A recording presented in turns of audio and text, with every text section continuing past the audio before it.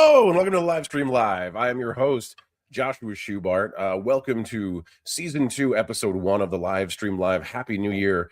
Happy January. Happy beginning of whatever it is that you are beginning working towards and all of that jazz. Today we're talking about pizza. Pizza and other stuff. You know the way that it goes. It goes fucking everywhere. Hello, hi, everybody that has joined in chat on Instagram and everywhere. We are live on multiple platforms as usual. We are on Instagram, we are on Facebook, we're on TikTok, and we are on YouTube. You can comment, you can ask questions, and I'll respond to them and ask them as long as usual, as per usual, as long as they are appropriate and relevant. Today, I have a very cool guest. Her name is Cassandra Dekrone, and she is a pizzaiola, which is a fancy way of saying a person who has dedicated their life to the art and craft of pizza. And I don't know about you, but pizza is one of my absolute favorite foods, and all things that involve pizza, whether it be New York style, Chicago style, over in Italy, whether it's in Napoli or if it's in Rome or if it's one of the areas, like everyone's making their own type of pizza. I'm not a fan of the cold cheese pizza, but we can talk about that when Cassie gets on. But yeah, so she'll be up soon. But I am gonna start with what I'm watching, what I'm reading, and how I'm feeling. So what I'm watching right now is I'm watching the new season of The Pit. If you haven't seen The Pit, I highly recommend you go watching The Pit. It's on HBO. It's an amazing show. It's a medical drama with Noah Wiley, who was originally an ER and a number of other things. But the show is fantastic, and it's poignant, and it's fast paced, but it's not rushed. And it hits on a lot of very topical, very important things, such as last season hit on COVID. There was a mass shooting at the end of the season, and watching first responders and medical professionals respond to that was, in a imagined fictional way, was a thing that was really incredible and really beautiful, and just kind of like why you watch TV and why I became an actor and why I'm in the industry. Yeah, check that out. Please do. And then it's been a number of months. I've watched a lot of other things, but I don't want to take up too much time with what I've been watching. But yeah, what else? Oh, I watched The Long Walk, the Stephen King adaptation. It was good. It was pretty much just a straight adaptation of the novel. Novel's good. Same story. It was a dystopian American hellscape, which hopefully we're not walking into now. It feels fucking crazy, but hopefully we're not sprinting into it. Yeah, that was a good film. I am currently reading People's History of America by Howard Zinn. If you haven't read this book, I would recommend that you do. It is a history written from the perspective of the American oppressed. So from the enslaved, from the poor, from the natives, and the disenfranchised. It is an eye-opening account of the actual history of our country. And it starts with Columbus, and what a nightmare that was. Columbus and Cortez.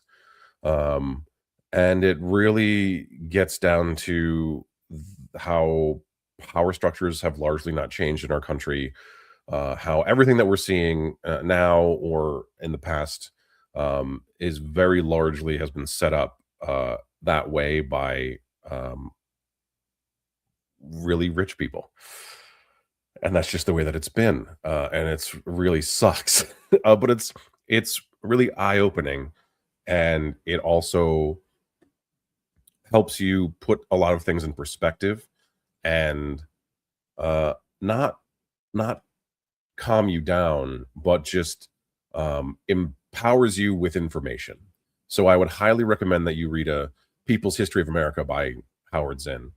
Um, Hi, person in chat. Hi, sir. Follow me, please. Joshua, follow me. Hello. We'll see. I don't know who you are, but it's nice to see that you're so passionate, and I appreciate you being here. Um, I hope you're well and that everything is nice, and I'll just enjoy the show. And as for what I'm feeling, um, I'm feeling a lot of stuff.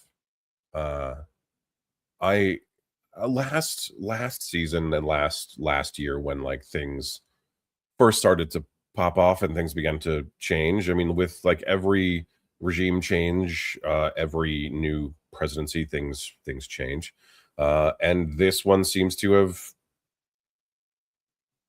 decided to change a lot of stuff for the and not for the better. There's a lot of fear. There's a lot of oppression. There's a lot of sadness.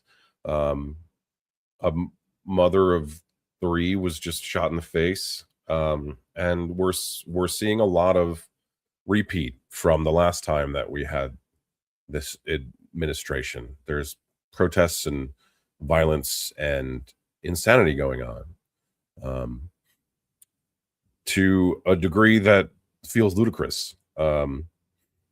Because it's like we literally just went through this.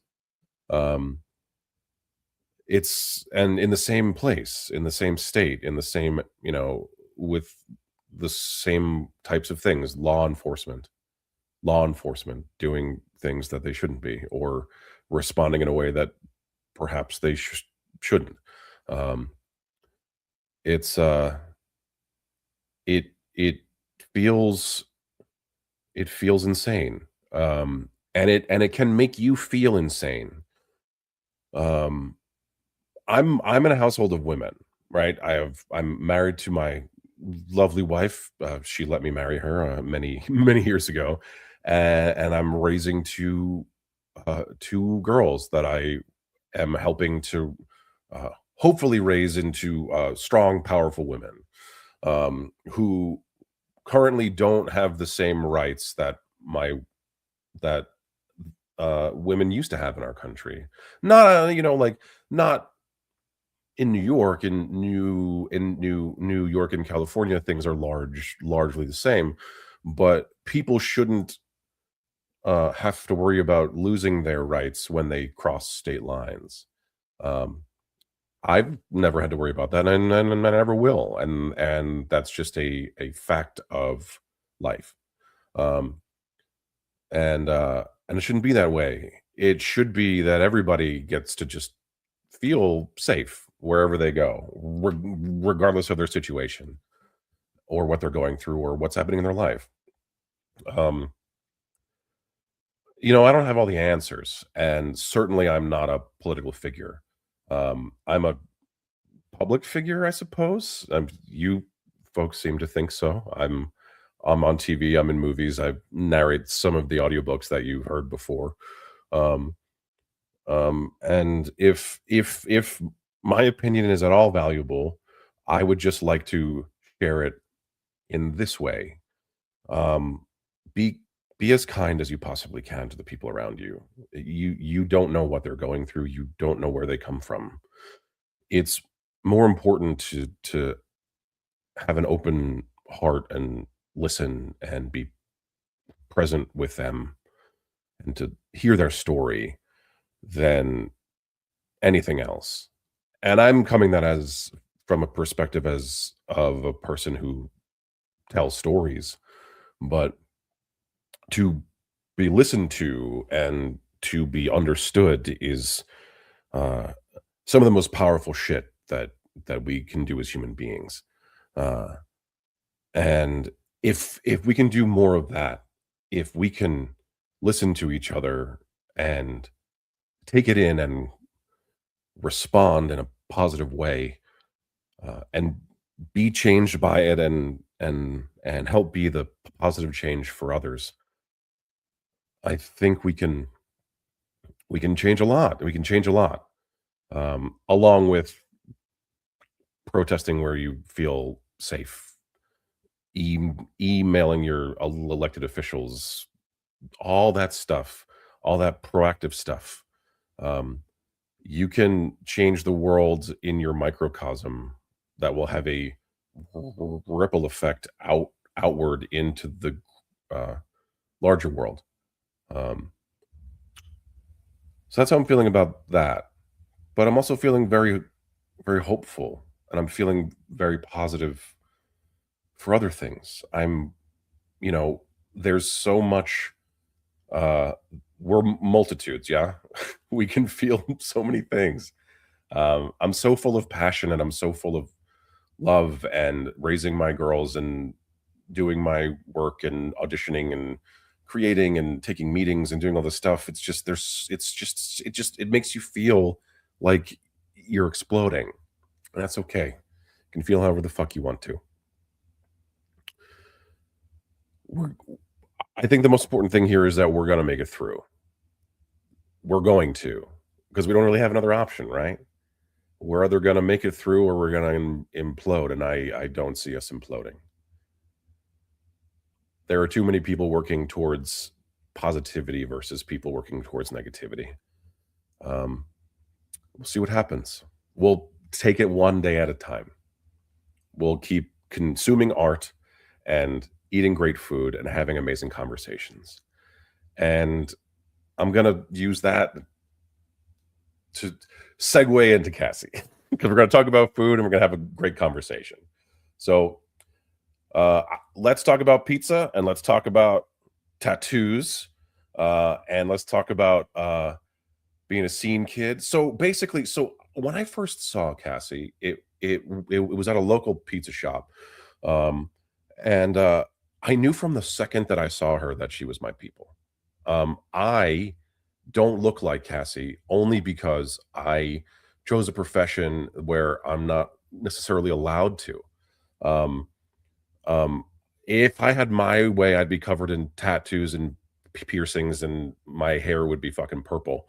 Um, but I knew from a very young age that I could only do that on the inside. So I was always like a scene kid that that looked like I was on the football team, and I was in the mosh pit, and it was a great time, and I still have a great time. And the anyway, so I saw her, and we start, and we began to talk, and it and what I've always taken away from people that are covered in tattoos is that they are the most kind, the most incredible, and the most loving people.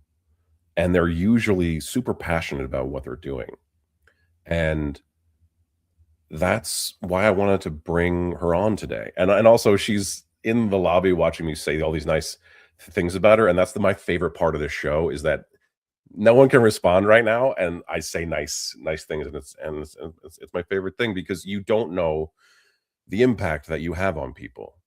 And something as just simple as being behind the counter at a place that you are all the time, mainly because your oldest child will only eat pizza right now. And it's one of the few places that you can go. And there's a person standing there who you can connect with just on like a normal human level. They remember you, they wanna talk to you, they take a small interest in your life, and while it may just be customer service, that's when you meet a person who is truly living in their element, it's everything. So, I'll shut up now and just bring her up, and, here she is. Hey, what's up? Hello. Hi. That was very lovely of you. I was listening to that and I didn't really know what to say. Well, yeah, I mean, you don't have to know what to say, but it is very true, like, and especially in a people, facing profession like you work in, um, it's very important to, be able to do that for people of all walks of life. Yeah, Um, definitely. and I know it can also be hard because people can be piece of shit. So Yeah. You deal with a lot of cranky people that are going through their own thing and taking it out on any person that they can around them. And unfortunately, we are whoever, whatever industry you're in the food service industry, we tend to be the target of all of those interactions. yeah, and it's what because like and what's awesome about pizza is that pizza is it's like a peasant food, right? But it's also like this like uh I don't like entire personality of entire cultures and entire people. Yeah. I mean, we're both from Long Island, so pizza is like it's like pizza, pasta, and like matzo ball soup, fucking like bagels are like our whole life, you Yeah, know? we're Uh, introduced that very young, and there's pizza shops all around you. 5 minutes, any direction you go, you're gonna have pizza no matter where you are. yeah, yeah. So so when did you know, like, how did you find the scene? So that so I I was 14. I started at a pizzeria that was like right by my high school that I was going to, and I lived very local as well, so it was just very easy access. I had my brother worked there at one point. My cousins, I had like 4 or 5 cousins that worked there, so we all just kind of navigated to this one place, and it was super fun. It was super lighthearted, and at the time, it wasn't like I love this. It was more so like the environment that I was in with family and friends, and then I kind of just never left. And when I was about 20, 21, that's when it kind of like I was like, "Oh, I've got something here that I really love, and I don't know what it is yet, but I'm gonna yeah. find out." And I just dove headfirst, and here we are. I'm almost 29, and just kind of fell in love with it. Yeah, and you're not sure like what like why like you're super passionate about it, right? Yes. And that's one of the things that I've actually come to learn about you more and more is uh and it's the kind of person that I interview here is people that are ultra passionate about what they do and also are working at a pretty high level in it, like you have very clearly taken the time to go work with people and learn and to move and shake and grow and get better. Yeah. Um, I ask and all the questions, and they could be annoying, they could be silly, they could be stupid, but a lot of the people I've learned from take the time to answer those stupid questions, which I've been very grateful for, of course. so but like, what is it about it? What is it about pizza? I personally, it's like 50% of it is in a sense, like the art form, like what you could do with pizza dough and the millions of different things you could do with it with different ingredients, different product, even adding like a whole grain effect, like the smallest percentage can change your dough entirely, and it changes flavor, it changes so many different aspects. And then toppings, like there's so many different things that you could do, so many different things that people enjoy that you don't always think of putting together. And then the other Mhm. half is like the customer aspect, like being able to connect with people through something that's so in a sense silly, like it's just pizza, but having those interactions every single day and creating relationships with people, that's another part of it that I really love. Yeah, it's a really interesting thing, and it's what I was like hitting on earlier, and it's very specific to like pizza, coffee, alcohol. It's there's tons of things that are considered like service stuff that like people really like, but there's a specific interaction process with even like more so than going to a restaurant, like going to your local shop, going to your spot that you like the most. People have arguments over where's the best spot, where's the best water, where's the best place to make dough, where's the best place to get grain from, cheese, Yeah. who makes the best sauce. Nobody can agree, Nope. but they won't say that that other pizza is terrible. I mean, some pizza's fucking terrible, I but can agree with you on that. yeah, but There's some shitty product up there for sure. yeah, there is like I was saying that like cold cheese pizza. I'm not into the cold cheese pizza. I Like, don't and blame you. whatever they're making in fucking Pittsburgh, where it's like a piece of like white bread with American cheese on it and like Yeah, raw onions. there's some weird shit going on out there. Yeah. Yeah, there's some stuff that's being called pizza, but Yes. um what's your favorite type of pizza? Like what's your favorite like style? I like to stretch New York because I like to throw it a little bit. Some dough you can't necessarily do that with, depending on the type of dough you're working with. Some dough is more hydrated, so it's like you'll just rip right through it, which why pizza to me is so intriguing because the dough aspect really sparks something in my brain. Other than New York style, I love to do grandma's just because I Mhm. like making the edges and seeing how everybody does it differently. Like there's so many different techniques, even with New York style, like all the places I've worked, all the people that I've worked with, I get to watch how they do it and then kind of interpret it in my own way, which is where I've kind of formed my own craft. It's interesting. Yeah. So I make sourdough bread. I'm like obsessive about it. So I can understand like that part of it, like making the dough and like how intense and nuts it is, because if you fuck it up, it's fucked up and you got to start over again.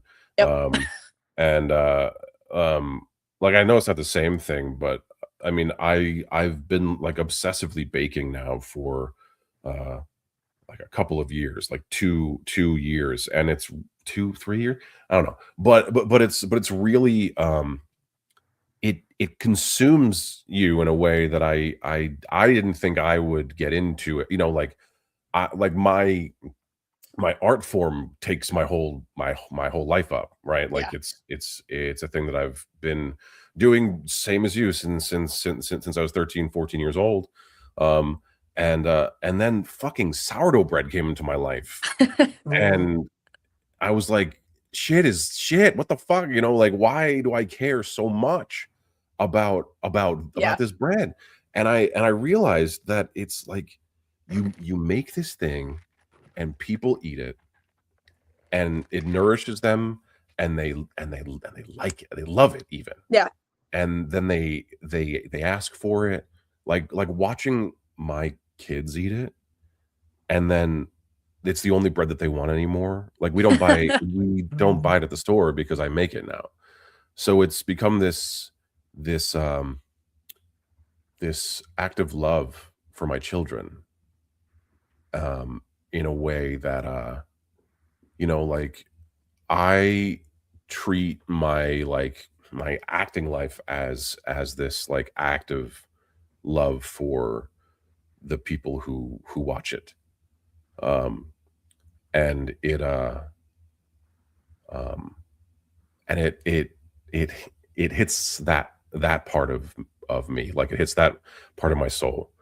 Um yeah, I don't know if that's what it's like No, for I can understand what you mean by all of that. It's a connection that you don't expect to happen and then you can't once you're in it, it's like you're deep into it and you love every aspect of it and you try to make sure you control it in any way that you can, but not in a negative way. It's like the room temperature, the dough temperature, like everything about it. Sourdough is very similar to pizza dough in a lot of ways. I know a lot of people that also use a sourdough starter as like their initial start for their pizza dough or use sourdough as pizza dough across yeah. the country. I've made a bunch of friends in the industry, and there's some cool stuff happening beyond New York that I think gets slept on a lot, as well as with the sourdough. Yeah, yeah, yeah. Well, that's my next thing actually. So I've made the bread, I've made rolls, I've made all like sweet treats, and I'm gonna make a pizza dough. I'm gonna see make a pizza dough, and I'm gonna see how it goes. CG page 22 says Cassie's pizza is built different. Hi, CJ. Um, and you explain why? I would love to hear why, because it's hard a lot of the times for people that make the thing to describe why it's exceptional. So if you can tell us why it is, then that'd be great. I mean, but maybe you do know, like you've been in this for long enough now. You know, you've put in your 10,000 hours, right, to become a master of this craft. Um, why why is what you're doing important? What are you offering that no one else is?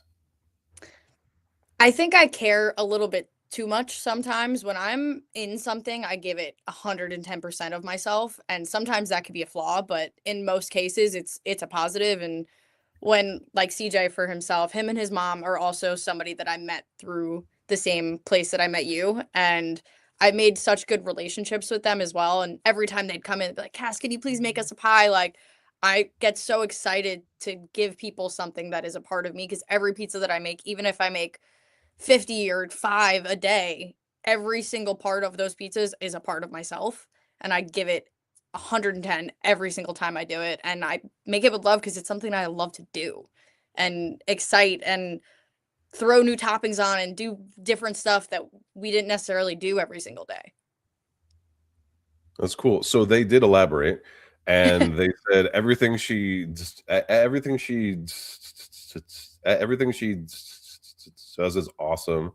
Um, Getting to know you for a little while now, and everything that you do is awesome.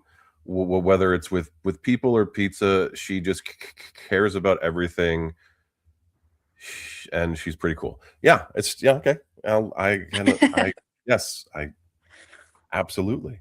Um, so you're also like a scene kid, yeah? Yes, very much Yeah. so. Yeah, and I love that. Like look, I'm a bit older than you, right? I'm 40, you know. So I don't know, you were like not in the scene when I was in the scene probably because you were like 9 or whatever. But like when I was in high school, there was like a show every 5 seconds in like every place everywhere in like every VFW, in like every pizza place, like um on the roof of Looney Tunes. Like, did you ever go to the downtown? Was No, I didn't. okay, yeah. So like, and then it just like stopped, right?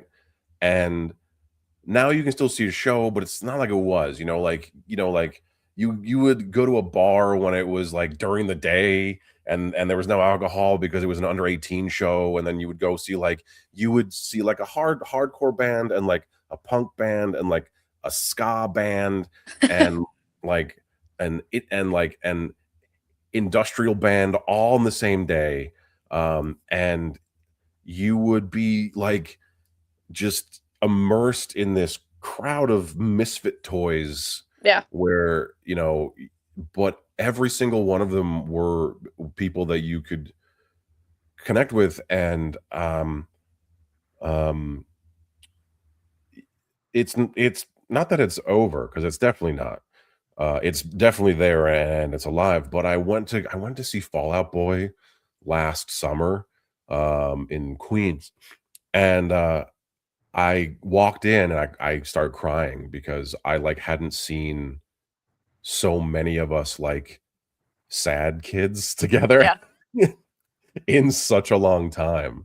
Um, and I guess where I'm going with this is because for me, that whole culture has informed the way that I have accessed and expressed my art. Um, have you found that has happened for you? To some degree, yeah. I mean, obviously, I can't play my type of music necessarily like during opening hours, but Sure. in the mornings when I'm getting everything ready and just like setting up counter or doing whatever I got to do, I'm playing what I love, and I'm driving to work with the stuff that I love that gets me going in the morning. And a lot of people question like, "Oh, how do you listen to like sad music or angry music?" Like, in a positive way. I'm like, "You guys just don't understand, like, Yeah, you that don't get it. makes me happy." Like, Yeah. it's a weird way to describe things, and I feel like people who have never felt like that will never understand it, and that's perfectly okay. I think they're just Yeah. missing out a little bit, but Yeah. that's just my personal opinion. I think as far as, like, shows and stuff, I started going to shows when I think the first show I went to was Pierce the Veil. I was like 13 or 14. It was like some underground venue in the city. Nobody really knew who they were at the time, and I've Yeah. watched them evolve now to what they are now, selling out stadium shows, and that's part of the industry that I love, but I Mm. also hate it in a lot of sense because I think bigger bands get and the more social media gets involved, I think they kind of lose touch with their original fan base, which always makes me a little sad. And I think the crowds have definitely changed over the last specifically 4 to 5 years. Yeah, I mean, it certainly has become more like accessible Yeah, music-wise. It's brought in like a wider base of people. Um, but like that was happening before. Like it was, I mean, like a lot of like the football team I remember was like quietly into emo and hardcore. yeah, Um, um, and it was but it was always a secret, and, like, now it's not so much secret anymore. You know, right. it's the same thing with, like, being a nerd. Like, you know, I was a nerd. I still am and was, but, like, you know, like, a nerdy, like, playing D&D and, uh, playing video games and, you know, like, having access to my emotions was, you know, like, like, frowned upon, Yeah, and now not so much anymore. I mean, yeah, sure, we, like, still have, like, horrible, toxic shit going on, but, yes. now it's you get less, like, fucked on for, you know, having an emotion or for being nerdy. Right, now it's more people want to be vulnerable and show that side of them versus, you have to lock all that up in a closet and pretend like it doesn't exist. Yeah, because why would you wanna do that? Why would you wanna show another person the way that you actually feel? Weird. Dumb. Dumb. Agreed. Um, so in the picture that I'm currently using for the promo, there's you Yes. cooking in this wood-burning, uh, pizza dome. Yeah. Where is that? So that is in Seattle, Washington. It's actually a World War II buoy that got converted into a pizza oven, which is fucking awesome. What? Yeah. I went to a I went on a women's pizza convention trip. It was really, really cool. It's called Fort to Future. I was one of the lucky women that got invited to go. I think it was about like 20, 25 of us in total from all over the country, all women that are just making waves in the industry. And we all got to go explore this. It was like a bread lab and like all these other fun activities that we did. And I got to work.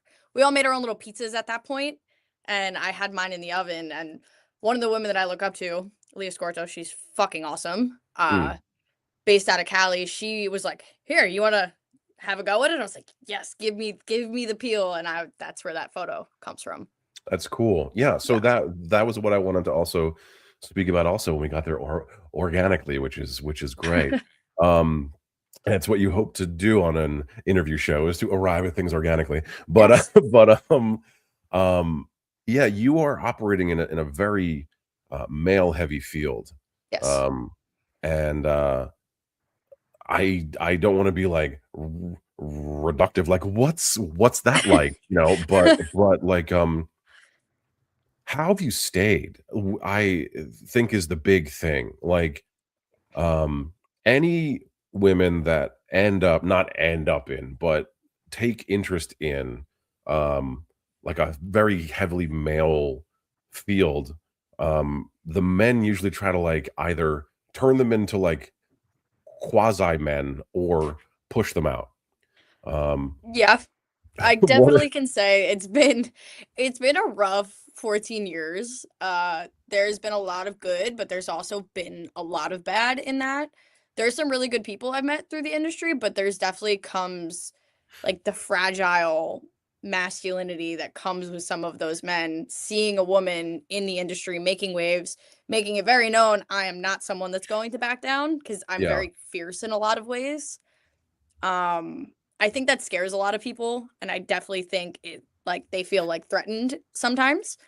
I try to just level myself down and just be human with them. Sometimes that does not always work. And then I have to just be myself and say, fuck you. I don't care if you like it. I'm here and I'm not going anywhere. And it can get rough on your mind sometimes. You just have to be strong and know what you want in the end of it, which is to learn, to grow, and to eventually be in my own space and not be working for other people. There's definitely been some very bad places that I've worked, very bad people that I've worked with. Unfortunately, the women in my industry are not always as protected as people like to think, Sure. but that's when you kind of have to just be really fucking tough. And luckily, New York has kind of raised me to be quite tough. So it's just kind of that energy of never backing down. And I don't care who's in my way, I'm going to continue to push through.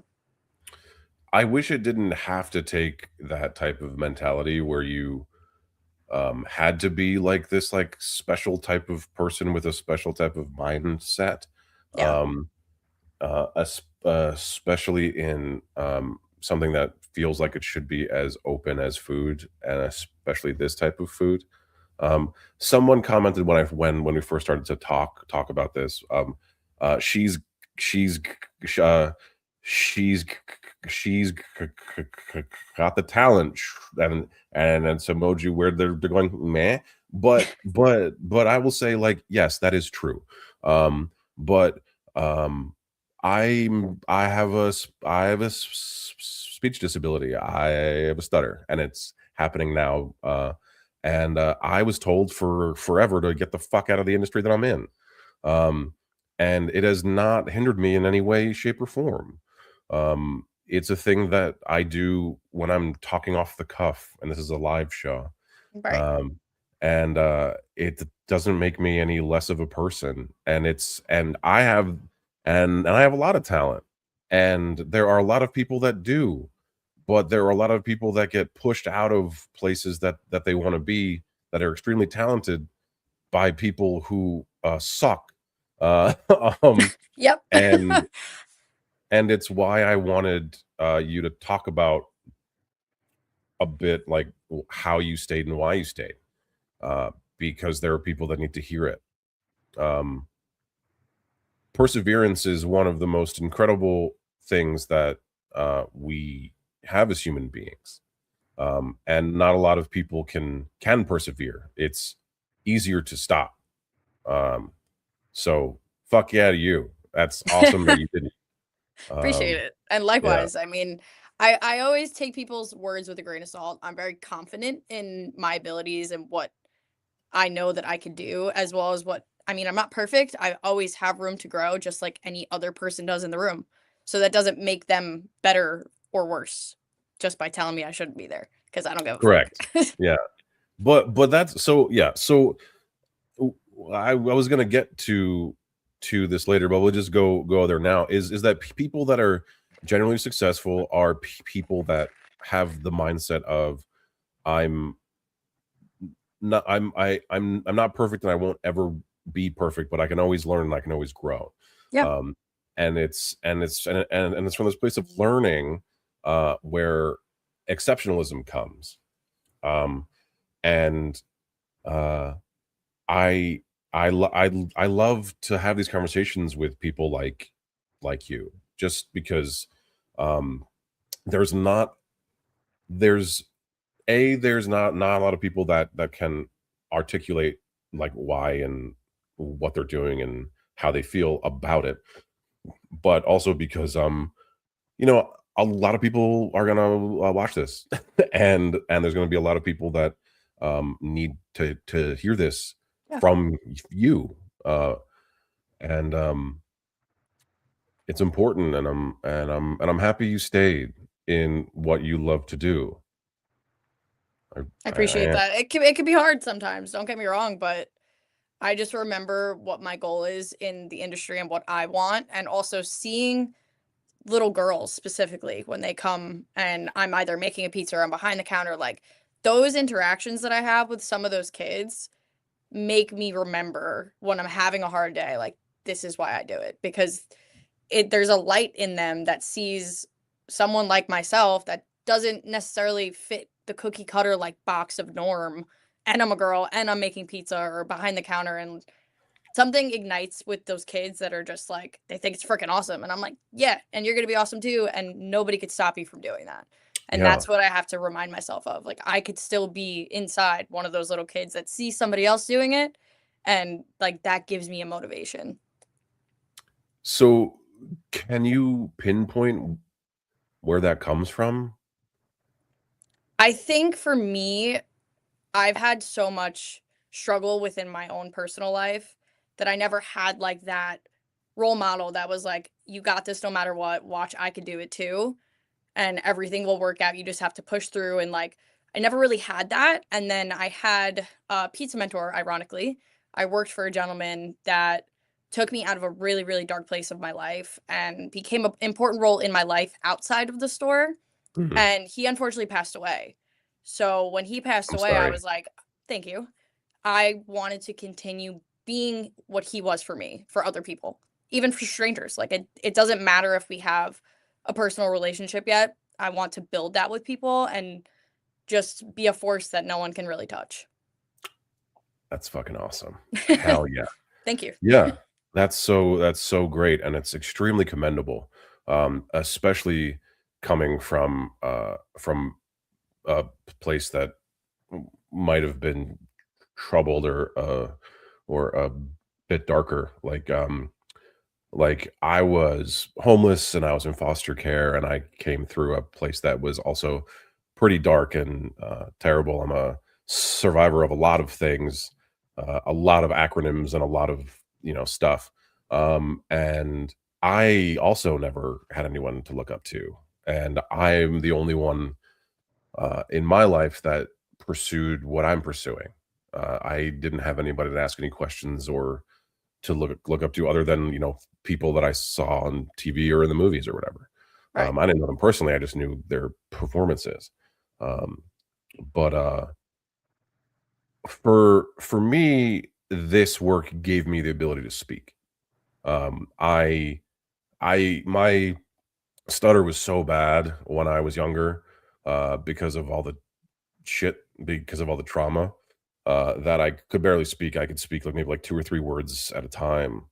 And then when I got into foster care, my foster parents put me in Catholic school, which was fucking nuts. And but I auditioned for the school play for some reason.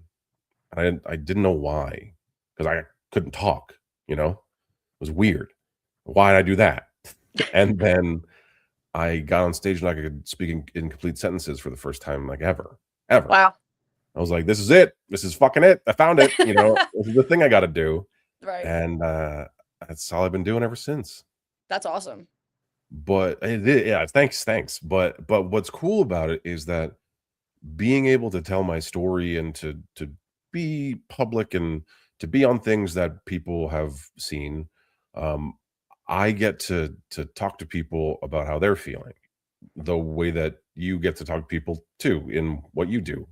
Um, um, a lot of the times via social media, I talk to people, and connect with people. I'm amassed a pretty large following, which is crazy and weird and comes with its own set of fucking weird shit. But it's been very nice to listen. I don't Yeah. know. Yeah. So I like to listen. If I didn't make that totally clear in the first 10 minutes of my thing that I said.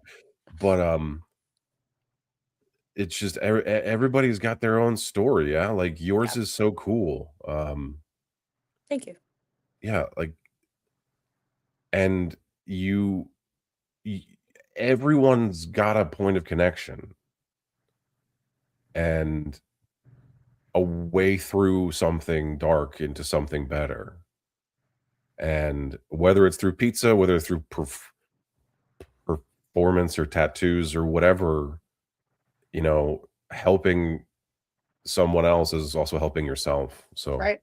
I yeah, completely agree with that. it's rad. You could make somebody's day go from absolute shit to completely 360 and put a smile on their face, and that's, for me, one of the most important things. It's cool. Yeah. And with pizza, it's affordable too. Well, it You depends know? on where you go, but Yeah, it yeah, depends on no, where you go. It depends definitely. where you go. Absolutely. Absolutely. But like a good like cheese pie, like when Right. it's made right, when it has the right amount of cheese, when you've got the what like the what is it, humidity in the dough, Yeah, right? there's a water compound to it. There's the amount of yeast that you're using. There's also there's three different styles of making pizza dough, and it really is going to depend on which style you're going for. Like if you're doing a direct, which is like where you just put all your ingredients into the mixer at one time, it's a lot easier to control in a lot of ways. But if you're doing like a poolish or like something else, then you're adding more steps to your routine, and you have to be aware of like the temperature of where your dough is sitting, how long you're letting your dough sit for. Most places like fast-paced places will do a direct dough, and it's usually it sits for about 24, maybe a little bit longer, sometimes less actually. In the walk-in, it has to make sure that you're controlling the temperature, and it's pretty direct in that sense, but that's where my brain starts to move a little bit because I'm now transferring back over to Talio, who very big on you not using a direct dough, Okay. and he has very specific ingredients that really sparks my brain that I'm like, I'm so ready to dive headfirst back into this and learn all the things I can learn. That's great. Yeah. Well, yeah, so when all those things come together, it it makes you happy for Yeah. just a little bit, Yeah. because it is a comfort food after all. It's bread and cheese and Yeah. sauce and um it's not necessarily an oil. It's not necessarily, heart healthy food, but fuck, it's so good. It's very, very good. And you'd be very surprised. There's times where like people have asked me when people are using the same exact product, I could be standing right next to the pizza guy. Why does his pizza taste different than mine when we're making the same thing? Yeah. People just put I don't know what it is. I personally think it's like the amount of love and attention that they're giving what they're You doing. think it's energy? Like, Personally, you think yeah. it's transference? If we're using the same exact products and we're making Yeah. the same exact pie, what else would you describe? No, I love that. It's totally yeah, absolutely. It's a little bit Because of a mind fuck, and people think I'm like absolutely crazy sometimes, which hey, I'll take. If I'm crazy, I'm yeah. crazy. But there's so many times where I've seen people make the same exact product standing right next to each other with the same ingredients. Their pizzas taste different. Yeah. Yeah, because it's like, because aren't you trying to, like, create a food memory? Yeah, Isn't that what you're really trying to do? Like, yeah, I it's would say more. Yeah, because it's it's very like, intriguing to me. yeah, because there's, like, always that, like, one thing that maybe was made by, like, a family member or by, like, a grandparent that Right. you loved and you remember, and if you sort of find that again in something, and it, you know, lights that up in you, and you, oh god, yeah, it's fucking, it's special. Yeah. Yeah. Yeah. Yeah, it is. Well, because you're giving, it's yeah. You're yeah. A lot of people think I'm nuts, and I'm like, no, I'm telling you, there's something about people. It comes down to the people, and that's just my crazy, wacky opinion on it. No, you're speaking to the right person just because, that's the whole basis for what I do is Yeah. that you are it's energy transference. You're you're like trying to like tap into this like ether of everything and just live and express and so there's this thing called catharsis, right? Mhm. And as a performer, it's your job to to uh, allow your audience member to experience it, um, through your performance.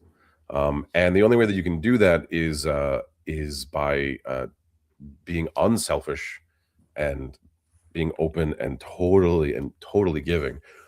Um, and and I love that, and really good food has that too. Yeah. Like I know it can be extremely technical. Somebody just asked, "What's this conversation about?" I don't know. Energy, bro. That's And all it is. energy, It's just bro. I about mean, we're energy. talking about pizza and music and shit, but like, it's about energy, bro. Come on, get on the energy train, Angel.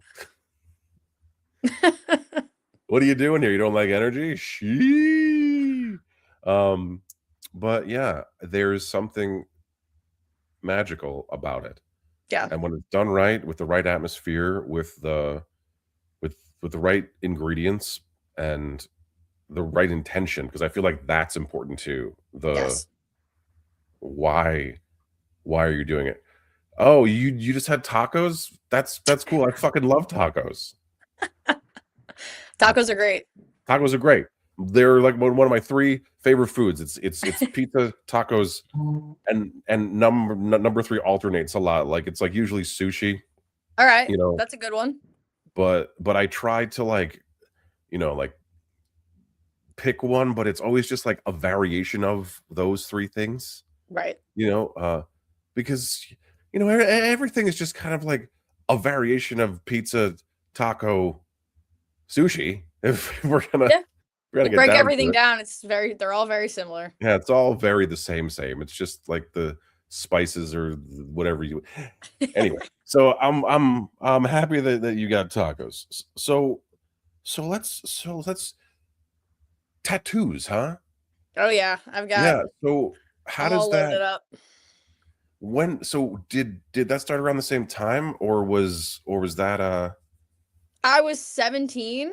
I had started like really getting into like when I started listening to the music I listened to and started going to like the Pierce the Veil shows when I probably shouldn't have at 14 in the middle of Brooklyn. No idea where I was. I started getting into like the art aspect of tattoos. And at the time I was going through a lot. I had my parents going through a divorce and I was a lot of like I was mentally struggling and I started going to Jamaica Queens when I was like 17. I would like literally ditch school, hop on the train right next door, and just head out to Brooklyn with a bunch of my friends. nice? And we found like a bunch of underground like tattoo shops that were willing to tattoo a bunch of 17-year-olds, which not a great idea. 10 out of 10 don't recommend. But I got almost 20 tattoos done when I was before I was even 18. So it started off as like the art, but then it was also like in a sense like I spoke about this yesterday, like the therapy aspect of getting tattooed for someone who's been through the things that I've been through, and it's become like a coping mechanism in a way, but in a healthy way. Like there's things that I know I want, and there's energy Huh. that goes into just wanting to get tattooed. I don't know Yeah. what it is, and then I blacked my arm out, and I don't really know what happened there. It just kind of happened. I got a Was little was there anything under there, or did you Yeah, I had a bunch of stuff under here. My best friend who does my tattoos, I've known her for a little over 10 years now.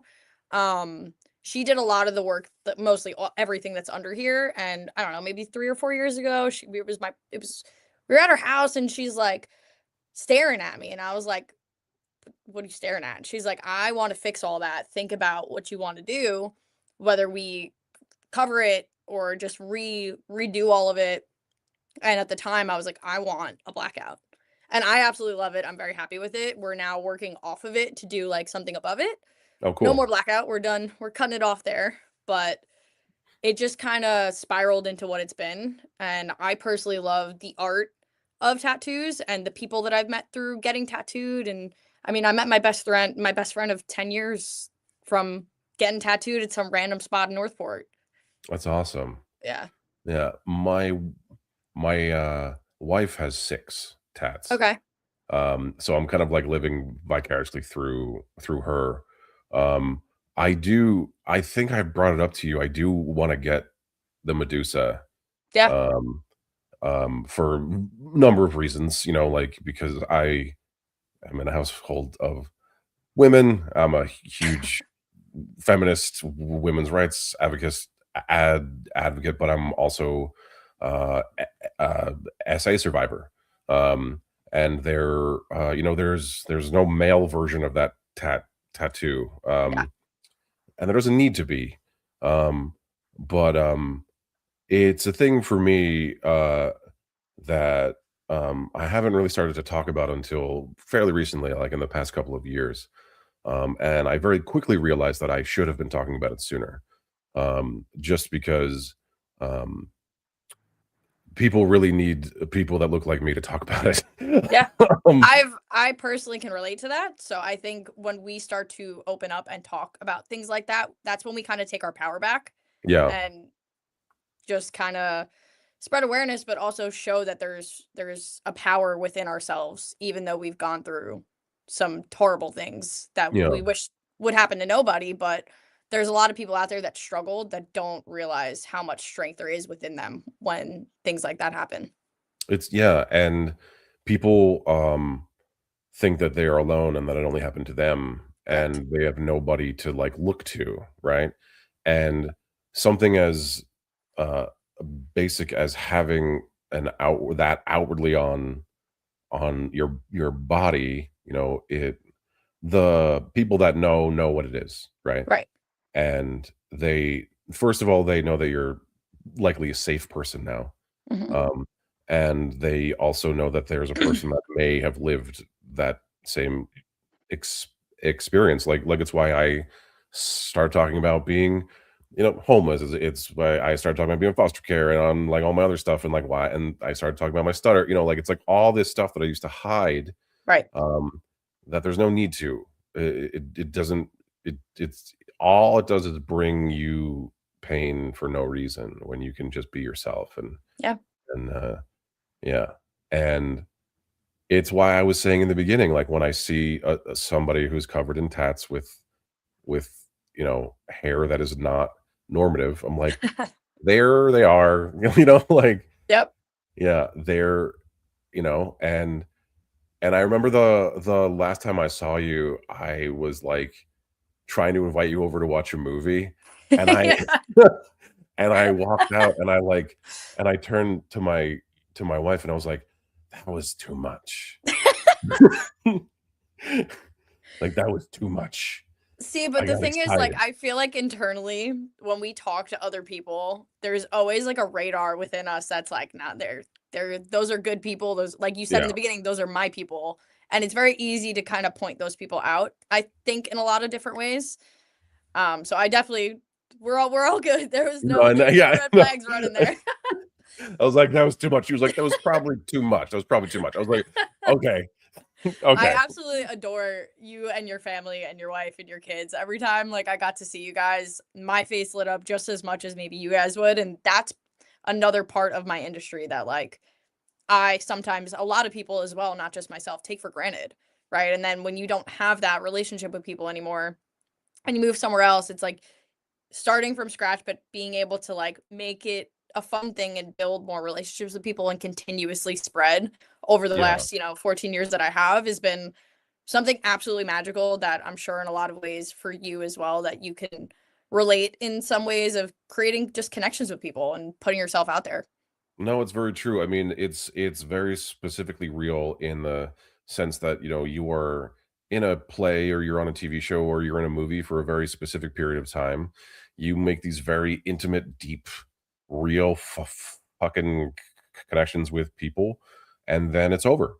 Yeah, And there are people that I have not spoken to or seen in years and years and years, but if I saw them, I would hug them, give them big ass forehead kisses, and just like, have a, like nothing ever changed. But it's right. because you give of yourself so intimately.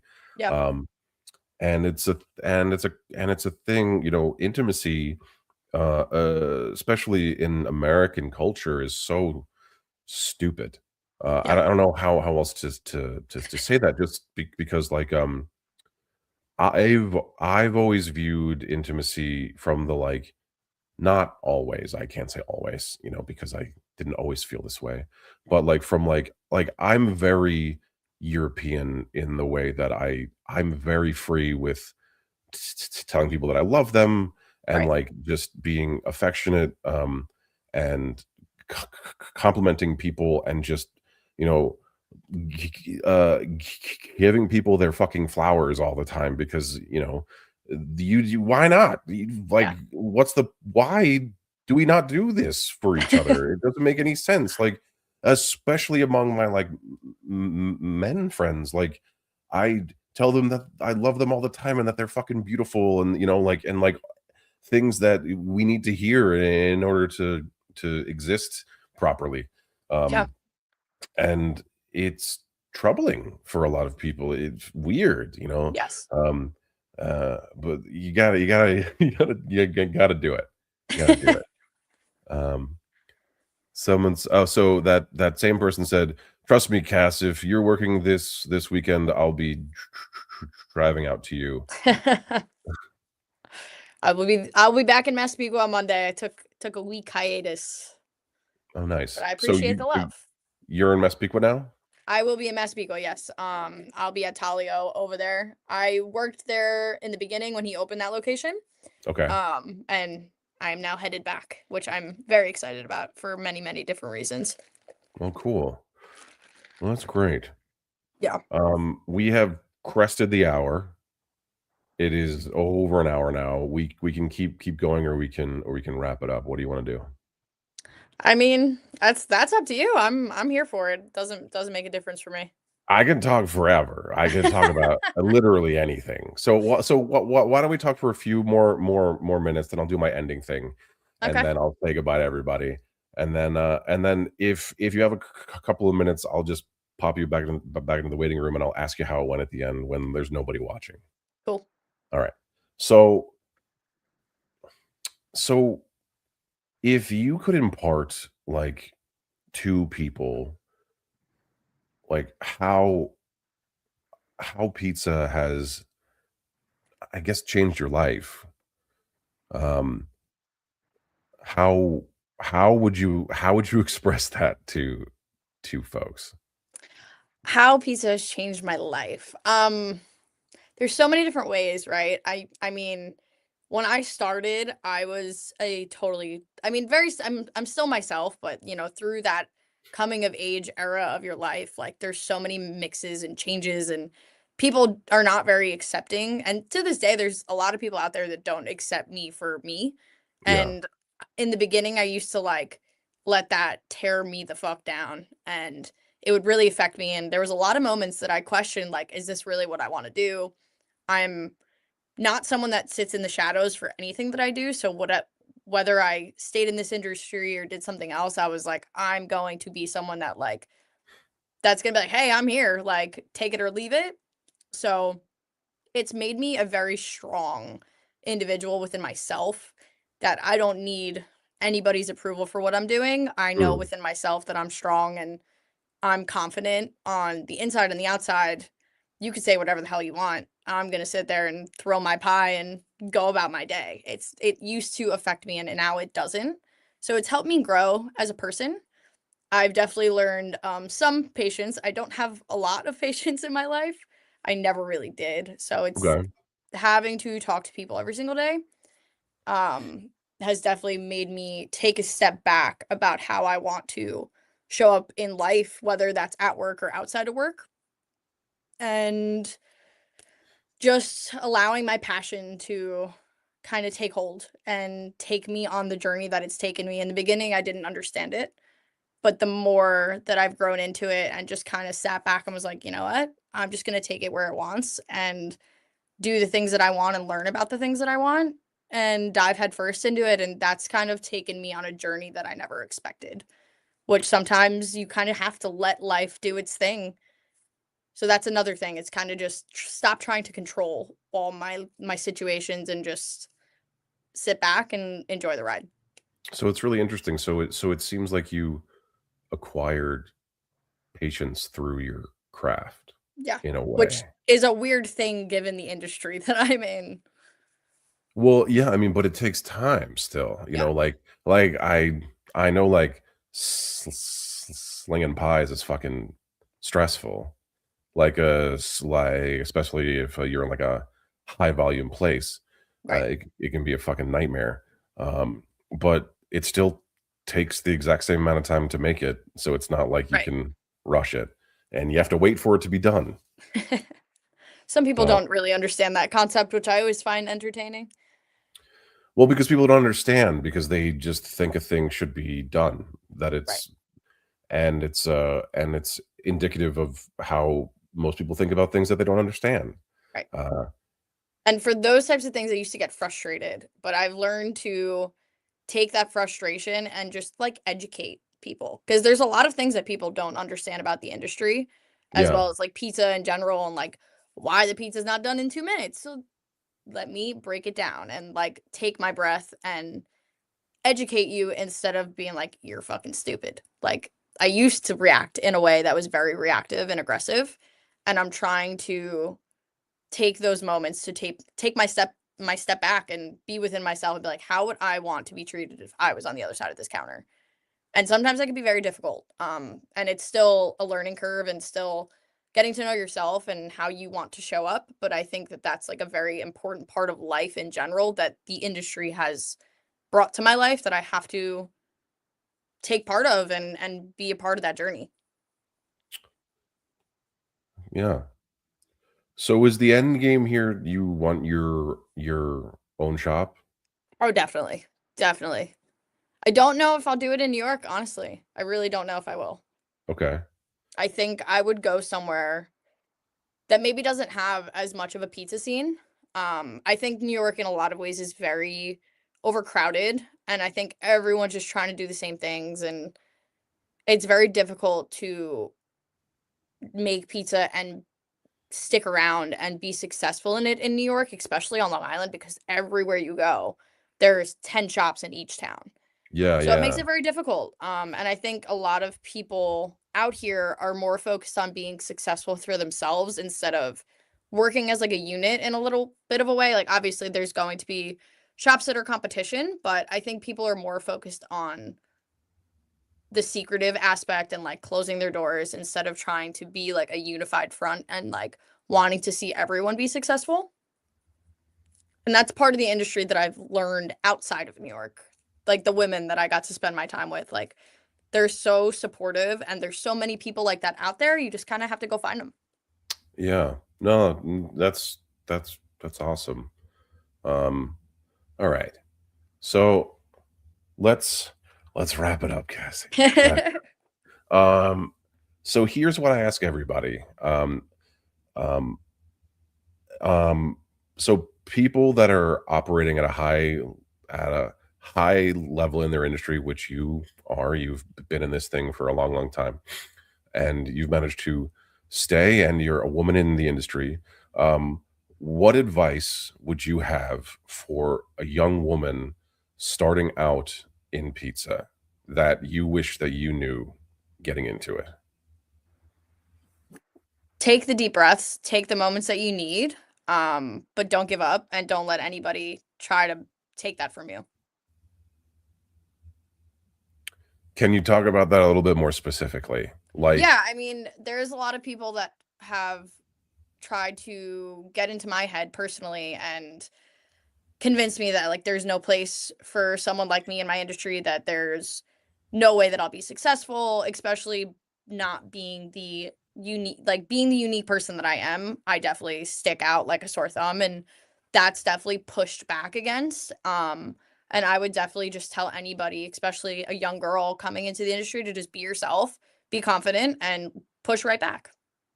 okay, that's really good advice. Yeah. All right. Well, I appreciate you being here and having this fun, meandering conversation with me about all this stuff. No, I appreciate you Uh, having me. This was fun. yeah, this was a good time. All Yeah. right, I'm gonna pop you in the lobby, and then when there's no one watching, I'll bring you back up. Okay. Cool. Thank you, everybody. All right. Thank you. All right, everybody. Thank you so much for being here. We ran over about 10 minutes. I hope that's okay. It better be okay. But so if you are watching the replay, thank you so much for watching. And if you are listening to the audio only, thank you for listening. I know it's weird to you know, watch things from the past. But I really appreciate it. That's it for this week's episode of live stream live. Tune in next week. I am talking to Emmy nominated casting director Jessica Daniels. She is awesome, and I can't wait for you to meet her and to get to know her a little better. And until next time, farewell.